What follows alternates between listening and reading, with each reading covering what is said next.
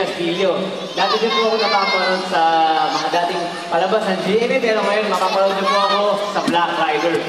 So, pili ka. Ano mga ba kinahanap? Naku, pasensya na po kayo, Kuya Rainier. Halos magkapangalan kasi kayo ng kapatid ko. Rain po ang pangalan niya.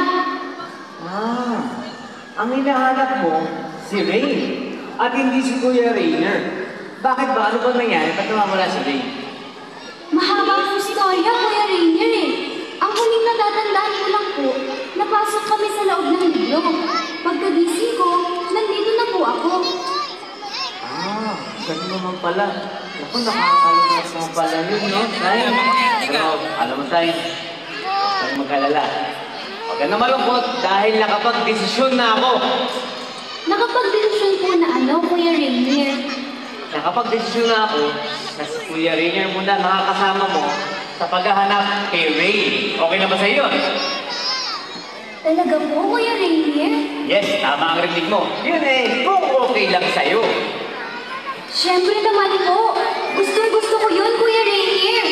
O sige, dahil dyan, kukunin ko lang yung mga gamit ko, tapos aalis tayo. Okay, Shine?